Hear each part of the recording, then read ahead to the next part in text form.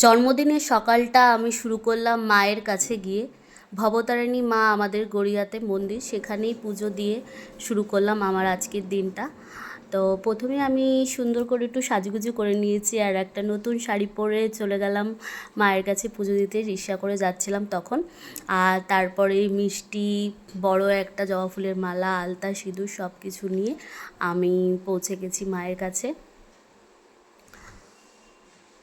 আর এইটা হলো আমাদের গড়িয়াতেই, গড়িয়া স্টেশন থেকে একটা অটো করেও যেতে পারো। আর এই যে আমি মায়ের মন্দিরে পৌঁছে গেছি, এটাই হলো ভবতারিণী মায়ের মন্দির।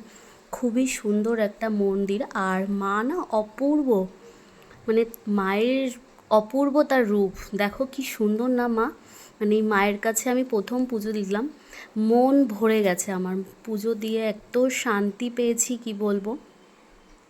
আরও বেশি ভালো লাগে কারণ মন্দিরটায় না বসার জায়গায়, মানে সবাই, তুমি যখন তোমার মন খারাপে আনন্দে গিয়ে মন্দিরে গিয়ে বসো, খুব ভালো লাগে।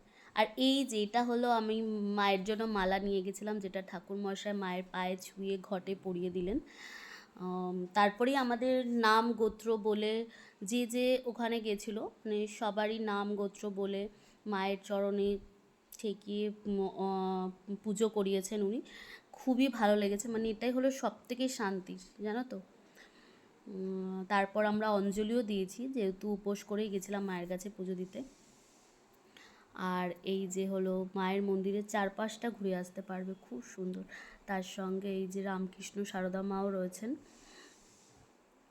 আমি একটু পরিক্রমা করছিলাম মন্দিরটা, কারণ আমার মা বলে যে যে কোনো মন্দির পরিক্রমা করলে নাকি পুণ্য অর্জন হয়। তো সেই কারণেই আমি পরিক্রমা করছিলাম আর একটু ভিডিও করছিলাম তোমাদেরকে দেখাবো বলে। সব থেকে কি ভালো লাগে জানো, এই মন্দিরে অনেকেও বসে আছে, কেউ রেস্ট নিচ্ছেন, কেউ কোথায় গেছেন, কারোর জন্য অপেক্ষা করছেন, সবাই এখানে বসে থাকে। খুব খুব ভালো লাগে, মানে তোমাকে কেউ কখনোই বলবে না উঠে চলে যান এখান থেকে। এটাই হলো সব থেকে শান্তির। তো আমার খুব ভালো লেগেছে। তোমারও যদি ভালো লাগে এই মন্দিরে একবার অন্তত ভবতারিণী মায়ের কাছে পুজো দিয়ে আসতে পারো। তার সঙ্গে এই যে শিব ঠাকুর নারায়ণও রয়েছেন এই মন্দিরেই। এখানেও আমি একটু আরতি করে তারপর বাড়ি চলে এসেছিলাম। আমার তো খুব খুব ভালো লেগেছে, আজকের দিনটা খুব সুন্দর করে শুরু হলো আমার। তারপর মায়ের কাছে কিছুক্ষণ বসেছিলাম, আমি প্রার্থনা করছিলাম, আমার যত মনে যা যা আছে সব মাকে জানাচ্ছিলাম।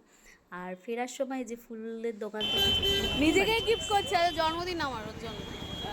হ্যাঁ, তাই তুমি আমাকে উইশ করে দাও একটু। বাড়ি এসে আমার বাড়ি গোপালকে গোলাপ এবং লোকনাথ বাবাকে মালাও পরিয়ে দিয়েছিলাম, আর নিজের জন্য যে ফুলগুলো কিনিয়েছিলাম সেগুলো নিয়ে একটু ছবি তুলে নিলাম ঢং করে।